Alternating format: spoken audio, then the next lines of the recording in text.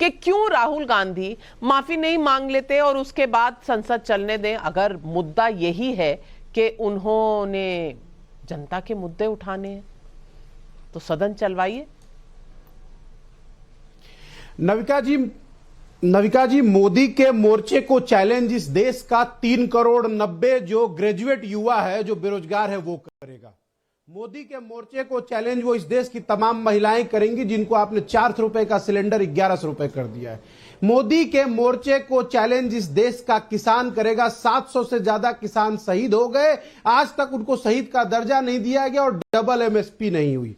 मोदी को चैलेंज वो करेगा और मोदी को चैलेंज इस देश का लोकतंत्र करेगा, क्योंकि जनता के चुने हुए विपक्ष के प्रतिनिधि अगर जेपीसी की मांग करते हैं तो नरेंद्र मोदी को कौन सा डर लगता है? जेपीसी तो पार्लियामेंट के लिए ही बनाया गया है।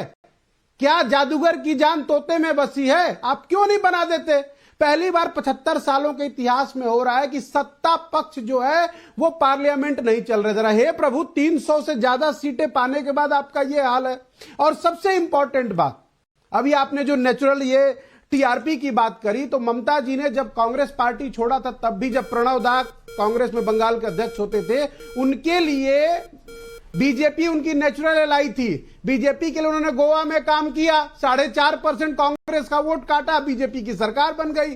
चुनाव के बाद टीएमसी जो है वो बीजेपी में जाकर विलीन हो गई, जैसे सारी नदियां गंगा होते हुए अपना बंगाल की खाड़ी में जाकर विलीन हो जाती हैं। बाकी रही बात जो आप बीआरएस की बात करती हैं, तो बीआरएस का चुनाव तो तेलंगाना का होने दीजिए।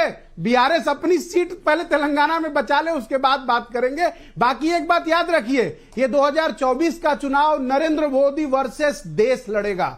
ये देश महंगाई से परेशान है, बेरोजगारी से परेशान है। और एक और बात, नरेंद्र मोदी जी को अगर देखते हैं कि क्या ट्रंप सरकार $बिलियन खर्च करके अब की बार ट्रंप सरकार कहने के बदले में आकर चुनाव लड़ाती है, या देश ये पूछेगा कि नरेंद्र मोदी साउथ कोरिया और चाइना में जाकर जब बोल आए थे कि मैंने पूर्व जन्म में कौन सा पाप किया था कि मैं भारत की धरती पर पैदा हुआ? देश के लोग देख रहे हैं, इसका जवाब इन चुनावों में होगा। रजत सेठी जी, आज लोकतंत्र तो चल रहा है देश में, ये तो सुभ्रांश राय जी ने मान लिया, जबकि राहुल गांधी शायद इस बात को लंदन में भूल गए थे। लेकिन आज सुभ्रांश राय जी कह रहे लोकतंत्र में जनता जवाब देगी। अब जनता तो जवाब देगी, लेकिन जवाब कहीं से मिल नहीं रहा कि अगर जनता को, चलिए मोदी मोर्चे को नहीं देना हो वोट, जैसा ये सारे विपक्षी दल कर रहे हैं, तो वो दे किसको, किस मोर्चे को दे? अरे बंगाल के बाहर कौन सा ऐसा मोर्चा है जिसको उन्हें वोट देना चाहिए ताकि राहुल